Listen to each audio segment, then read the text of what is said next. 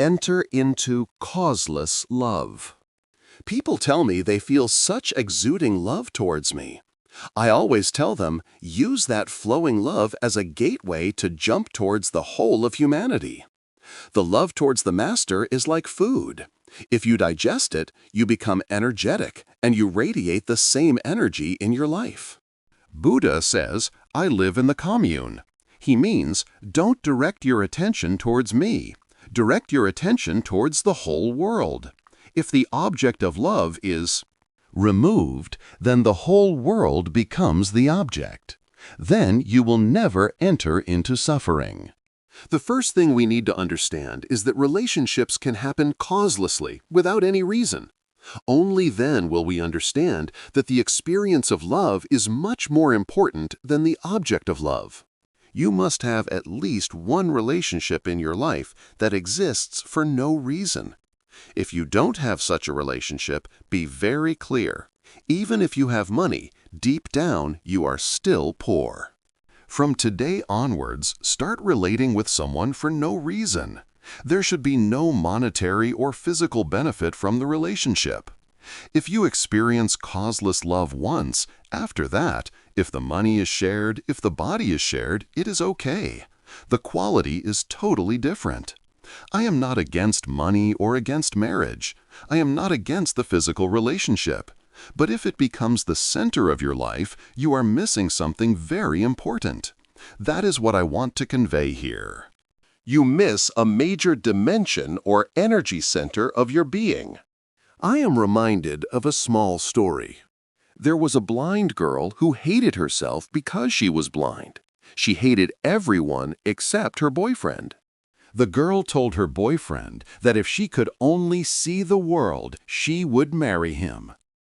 A few days later, her doctor told her that someone donated a pair of eyes to her. She underwent the surgery and she opened her eyes to see everything, including her boyfriend. Her boyfriend asked her, "Now that you can see, will you marry me?" The girl was shocked when she saw that her boyfriend was blind. She said, "I am sorry, but I can't marry you because you are blind." Her boyfriend walked away sadly. He told her just one thing, "Just take care of my eyes, dear." That is why it is said that you have to create your being. You have to awaken the center of love in you. You should have at least one relationship in your life from which you do not expect anything beyond just the relationship. You should develop one relationship in which you do not receive any utility from that relationship, be it monetary or physical comfort or name and fame. Have at least one relationship. It could even be with a tree or the moon or the sun. The criterion is that you should not have any benefit from the relationship. Only then you will understand the word love. Only then the love center in you will be awakened. I always tell people, do some work for half-hour every day that does not bring you money or name and fame. Just for half an hour, go to some temple or church, clean and sweep the floor, offer some service. Don't plan to become a committee member in that place. Don't think that it will fetch you good credit and a place in heaven. No. Don't look any further than that work for half an hour. Initially, you may think, this half hour is a waste of time. After a few days, you will realize that only in that half hour are you really alive. Only for that half hour you are not driven by fear or greed. You smile at the people around you without any calculation. You feel strangely sincere in a way that you never felt before. If you observe yourself at other times, you will see that you even smile only after some mental calculation. Even before laughing, you will see who is the person next to you. Based on that, you decide how many inches to open your mouth, how polite you should be, how you should project yourself. To overcome these conditionings, just for half an hour try this technique that does not bring you money, that does not bring you name and fame, that does not give you any social position, that does not give you anything in return. Then you will understand what I mean by the words causeless relationship. You will see that soon only that half hour becomes the real life for you. As of now, every action of yours is driven by fear and greed. You are fueled by fear and greed. That's why you feel lonely and tired. If you try this technique, you will suddenly see that your body and mind start functioning without the need for fear and greed. Once you learn this simple knack of how to move your body without fear and greed, be very clear. You can enter into love. You learn how to tap into the energy of love. You learn how to run your life on the beautiful energy of love. Only then will you know what is meant by the word love. A new center will be awakened in you. A new energy will start radiating in you. Then you will understand how loving and causeless relationships are possible. Love, hatred, and attention need. As long as love is conditional, hatred and love are opposite sides of the same coin. Love can flip into hatred the moment we feel that our expectations are threatened. In love of this type, it remains love only as long as the conditions remain as expected. The moment the conditions change, the love also changes. Often, what we believe is love is actually related to time and space. So long as the distance between the lovers is large and the time of contact is minimal, they feel love towards each other. However, once they get closer and spend more time together, they feel that they are not so much in love after all. That is why they say familiarity breeds contempt. Familiarity can also convert love into hatred. To transcend both love and hatred, we first need to drop expectations. Expectation is the first enemy of love. We all go through several stages of relationships in our lifetime. If you observe very closely, whichever stage we are in, when we ask for love, we are actually asking only for the other person's attention. When we say a person doesn't love us, we actually mean that the other person doesn't give us enough attention. The basic need for any human being is attention from others. The attention need, along with our dependency on others for survival, is what we experience as love. The dependency on others might be psychological, physical, or spiritual. For example, when you expect someone to lend you a shoulder to cry on, you are dependent upon him or her psychologically. When you expect someone to provide you with money or fulfill your bodily pleasures, you are dependent upon him or her physically. In whatever way people may fulfill this dependency, what it boils down to is the attention that they give us. The whole idea of love is nothing but getting the attention of the other in some way. In the first session of our meditation camp, I ask people to make an honest list of at least one or two persons in their lives who they really love. Usually in the beginning, people come up with a big list: husband, wife, father, mother, brother, sister, and so on. They include people whom they would like to please or need to please in order to be happy themselves. As they hear me talk about real love, they start crossing out names from their list one by one. Understand, if you cross out something, then it was not truly there in the first place. Many people include certain people in their love list because these people give them a feel-good feeling. What do I mean by a feel-good feeling? It is a certificate saying, you are good, you are this, you are that, etc. We love anyone who pays us compliments, is it not? We think twice before arguing with them. We secretly nurture our good name with them in the name of love. If they go back on their approval of us, we might fall into depression, so we continue to please them and love them. Like this, there is always some hidden reason for our love. Some people tell me, "No, Swamiji, I don't love my son or daughter for any of these reasons." I ask them, all right, if your son suddenly starts to make his own decisions, if he suddenly doesn't fit into your framework, if he doesn't follow your guidance, if he doesn't live according to your rules, will your love for him be the same?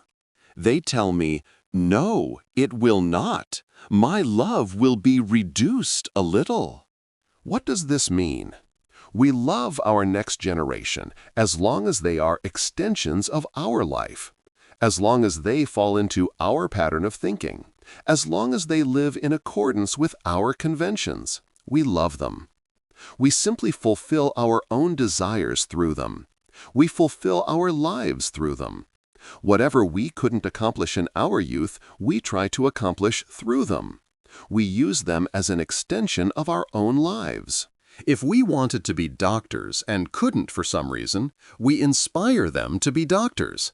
As long as they act and live as an extension of our life, the relationship is beautiful. But the moment they start deciding on their own, the moment they feel we are suffocating them, the moment they stand up and say no, the relationship takes a different turn. A small story. There were 3 grown-ups having their morning tea together. Their children were playing on the floor. They were discussing what they would do if danger threatened, and all of them declared that the first thing they would do was pick up their children and escape. Suddenly, the safety valve of the pressure cooker burst, creating a steam explosion in the room. Within seconds, everyone was out of the kitchen, except for the children playing on the floor. Our love is not as great as we claim it to be. Even we don't know the real depth of our love. That's the problem. We say and do a lot of things in the name of love, but reality can be shockingly different from all that. If we integrate the love emotion in us, it can become a highly sincere and authentic expression of our original nature. The unity of love. Children feel that they are adults only when they say no to their parents. It is a basic instinct. When they say no, they feel that they are established as an individual.